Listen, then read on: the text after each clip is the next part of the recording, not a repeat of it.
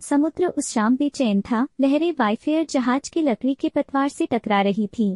कप्तान इलायस थॉर्न ने पहिए पर अपनी पकड़ मजबूत कर ली। उसकी तेज निगाहें क्षितिज को खंगाल रही थीं।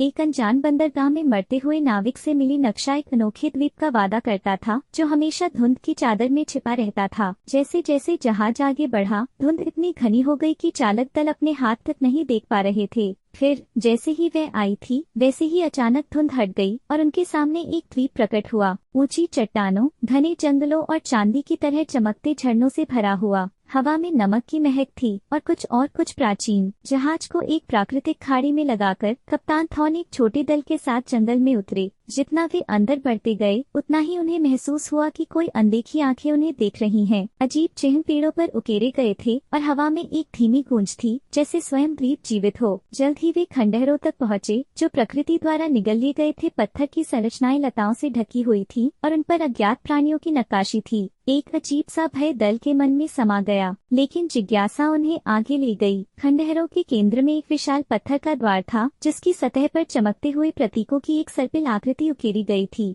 थॉर्न ने हाथ बढ़ाकर द्वार को छुआ और द्वीप पर एक गहरा गड़गड़ाहट गूंज उठी।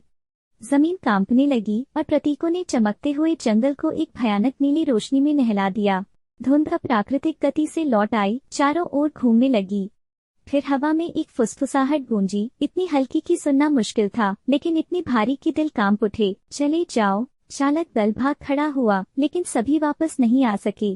धुंध ने उनकी चीखों को निगल लिया और जब थॉर्न और कुछ बचे हुए लोग वाइफेयर तक पहुंचे, तो द्वीप गायब हो चुका था। फिर से धुंध में समा चुका। उनके हाथ में मौजूद नक्शा धूल में बदल चुका था, जैसे वह कभी अस्तित्व में ही नहीं था। आज तक कप्तान इलायस थॉर्न ने फिर कभी उस द्वीप का जिक्र नहीं किया, और जो भी उनकी कहानी सुनता, वह कभी भी नक्शे पर उस द्वीप को खोज नहीं पाता। लेकिन कभी कभी नाविकों की बातें सुनने को मिलती। धुंध में एक छाया दिखाई देती, एक द्वीप जो उतनी ही तेजी से गायब हो जाता, जितनी तेजी से प्रकट हुआ था। अगली बार किसी दुर्भाग्यशाली आत्मा के वहां कदम रखने की प्रतीक्षा में।